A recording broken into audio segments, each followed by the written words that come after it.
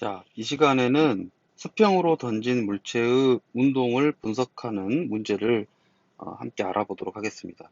자, 수평으로 던진 물체. 뭐 예를 들면 어떤 그 건물이나 어떤 기둥 같은 게 있으면 이제 거기에서 물체를 이렇게 던져요. 수평으로 던지면 이 물체가 이렇게 쭉 떨어지겠죠? 근데 이제 이것을 분석을 하는 겁니다. 분석을 하는 건데 이제 우리가 여기서 이제 분석을 한다는 게 뭐냐 이런 질문이 생길 수가 있어요. 분석이라는 건 뭐냐면 그 물체의 위치, 그 물체의 위치와 그 물체의 속력 또는 속도, 위치와 속력을 알아내는 것을 분석이라고 합니다. 그래서 위치는 우리가 이동 거리로 표현할 수 있죠. 그래서 S. 그리고 속력은 V, 속도라고 해도 됩니다. S와 V를 알아내는 것을 운동 분석이라고 합니다. 그래서 물체가 이제 수평으로 던진 경우에는 이제 수평으로 던졌지만은 이제 아래쪽으로 중력을 받기 때문에 이제 수직으로는 어, 등가속도 운동을 하게 되고 수평으로는 등속 운동을 하게 됩니다.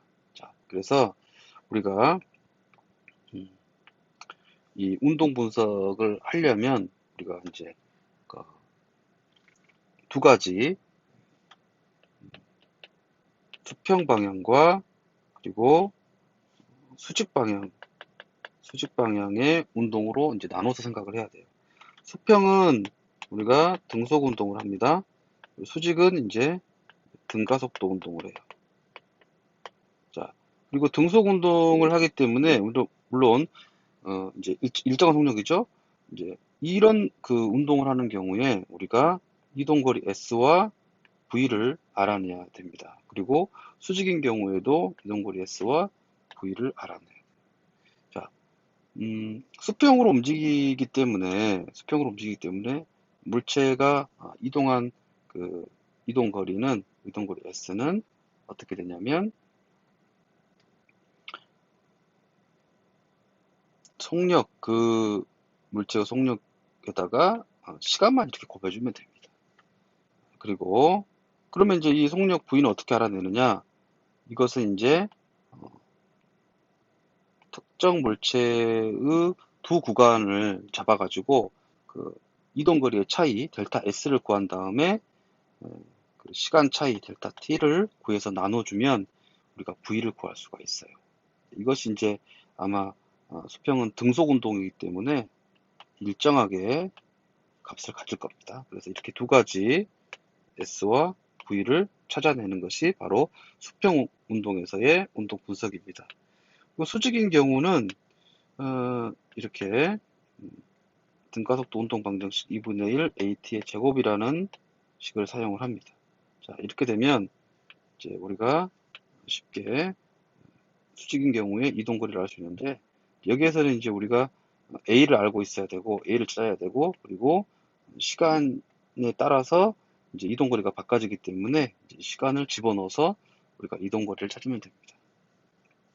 그리고 V는 이렇게 가속도에 시간을 곱해주는 그런 식으로 해서 구해주면 됩니다. 그래서 수직인 경우에는 S는 2분의 AT 해주고 V는 AT 이렇게 나눠서 그 값을 찾아주는 것을 우리가 수직 운동에서의 운동 분석 이렇게 이야기합니다. 그래서 이것을 꼭 기억을 해주시기 바랍니다.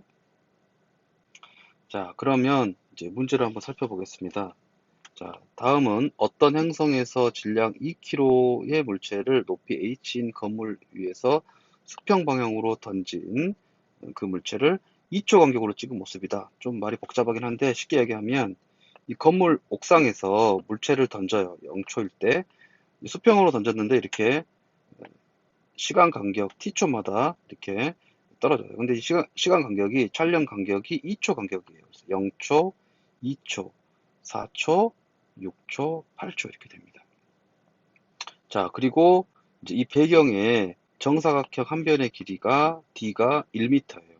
이제 이걸 알아야 이게 몇 초일 때 어떻게 움직이는지를 우리가 이제 분석을 할 수가 있는 것입니다.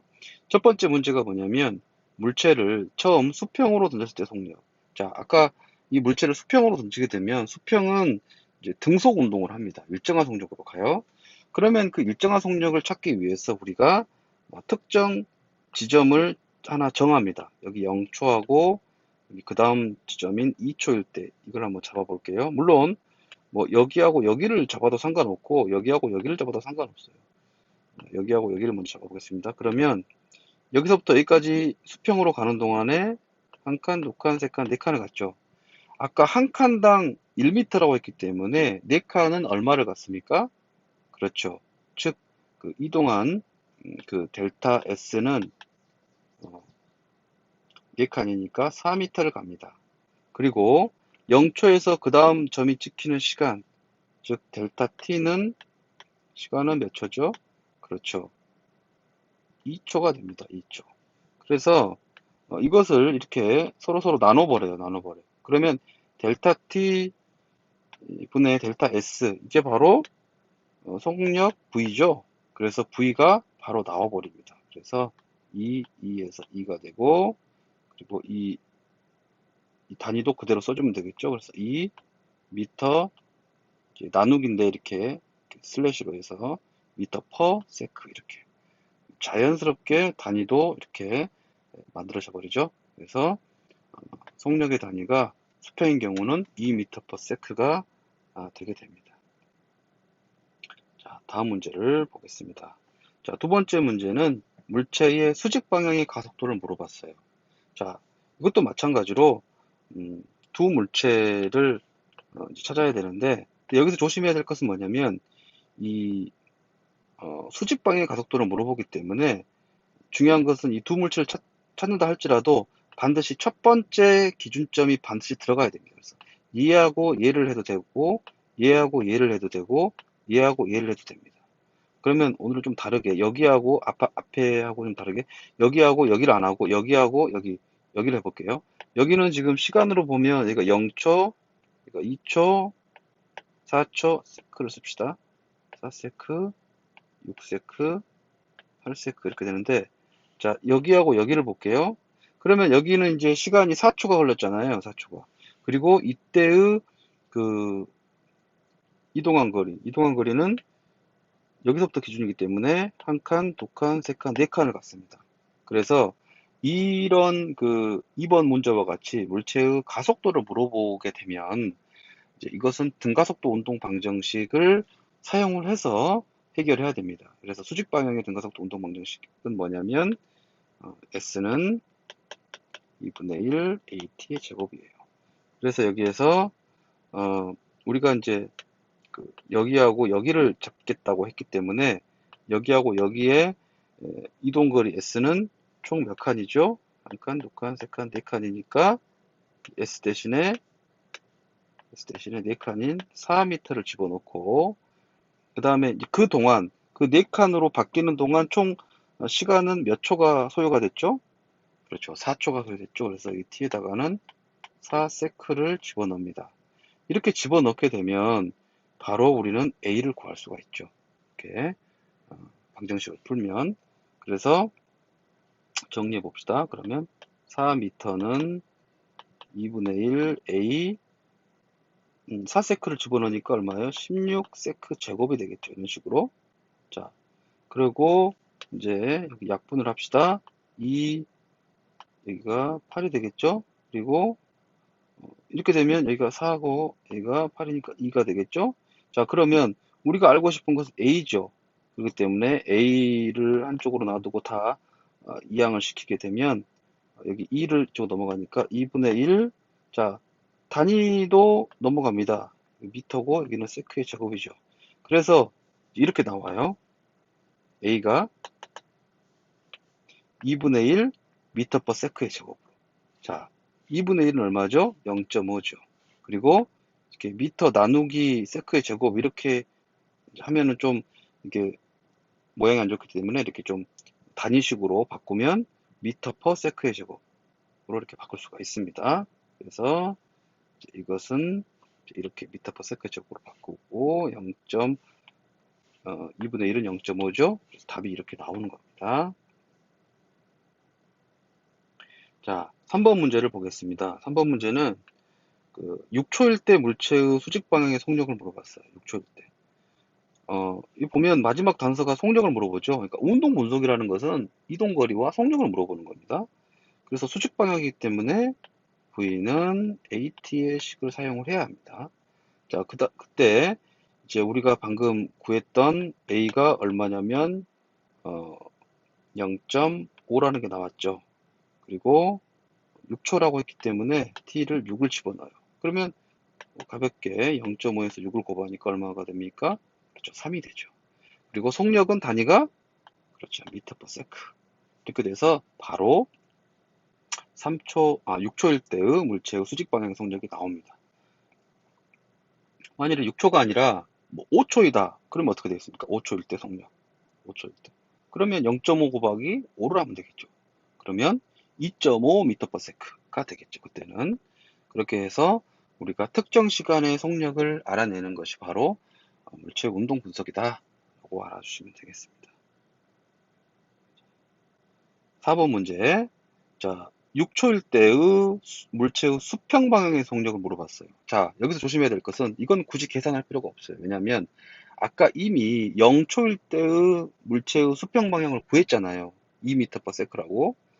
그렇기 때문에 이 수평 방향은 등속 운동입니다. 속력이 바뀌지가 않습니다. 그렇기 때문에 그냥 그대로 뭐 6초이든 뭐 5초이든 뭐 7초든 그대로 2m/s 그대로 써주면 되겠습니다. 그래서 따로 우리가 풀 필요가 없다라는 거. 이제 굳이 이제 풀어 본다면 뭐 아무 구간이나 잡아서 해도 됩니다. 뭐 여기 0초일 때, 2초일 때, 4초일 때, 그 다음에 6초일 때 그러면 뭐 여기 4초일 때와 6초일 때를 한번 어, 이동한 그 거리 차이 4칸 그리고 시간 차이 2초 이렇게 해서 해도 똑같이 속력은 2m/s가 나오게 됩니다. 자, 다음 문제 5번. 자, 이 행성에서 물체의 무게를 물어봤어요. 자, 여기서 이제 무게에 대한 개념을 우리가 확인해 볼 수가 있는데, 무게라는 것은 그 행성이 그 물체에게 작용하는 힘입니다. 그래서 이 행성에서는 이미 가속도 A가 얼마죠? 0.5, 2분의 1이라는 게 나왔어요. 미터 퍼 세크의 제곱이죠. 자, 우리 지구는 얼마입니까? 10이죠. 10. 그래서 이제 이곳은 그 우리 지구보다 거의 뭐 20분의 1 정도로 중력이 작은 곳이라고 보면 돼요. 그래서 이곳에서 물체의 무게는 어떻게 되느냐?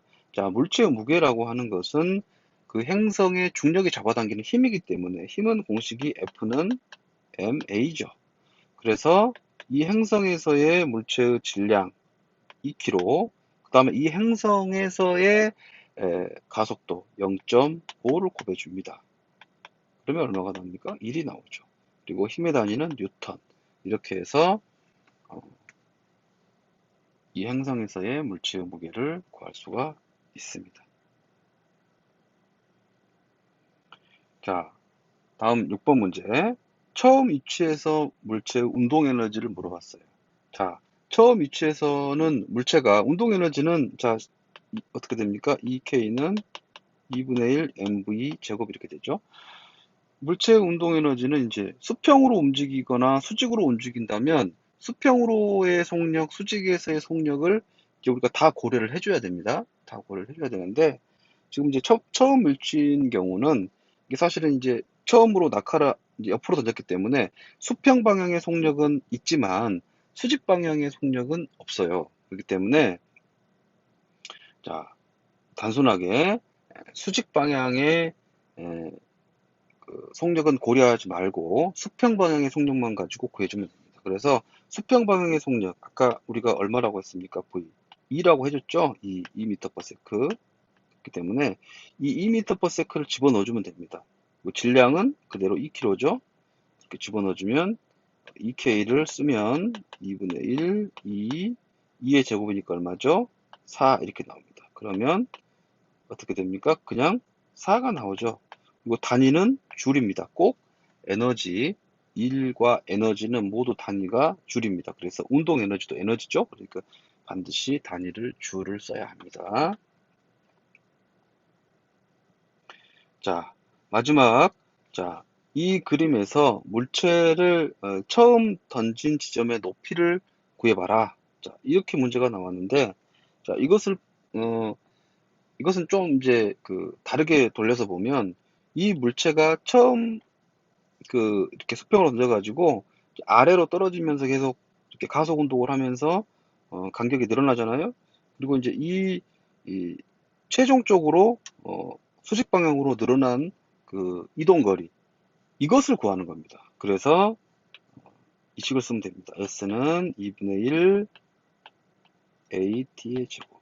자, 그래서 물론 이제 어떤 친구들은 이 칸을 일일이 다 세는 친구들도 있는데, 자, 이렇게 너무 이렇게 세면 이게 좀 어떤 문제는 이제 세서 풀 수 없는 문제도 나올 수도 있어요. 그러니까 반드시 이렇게 등가속도 온도 방정식을 이용을 해서 푸시기 바랍니다.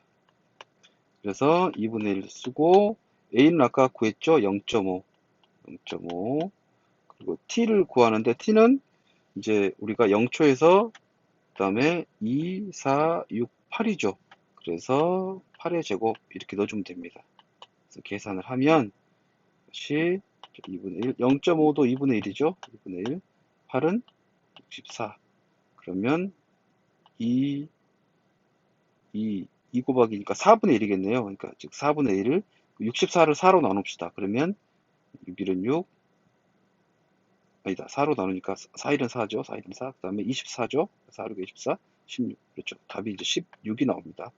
그리고 이제 이동 거리는 단위가 미터가 됩니다. 그래서 답이 16m가 되는 거예요. 그래서 이렇게 해서 이제 아래쪽으로 물체가 이제 총 이동한 거리를 이제 가속도와 시간을 집어넣으면 우리가 파악을 할 수가 있습니다. 그래서 이렇게 수직으로 이동한 거리를 구해버리면 이 건물의 높이를 바로 파악을 할 수가 있게 됩니다. 자, 여기까지 우리가 수평으로 던진 물체, 수평으로 던진 물체의 운동 분석을 이제 수직 그리고 수평 이렇게 두 방향으로 나눠서 분석하는 것을 연습을 했습니다. 자, 이해가 잘 안 되는 부분이 있다면 이제 영상을 앞으로 좀 돌려서 다시 한번 복습을 해 보기 바랍니다. 자, 그리고 이제 답을 우리가 쓸 때는 꼭 항상 단위를 함께 표기해야 된다는 거 꼭 기억을 하시기 바랍니다. 감사합니다.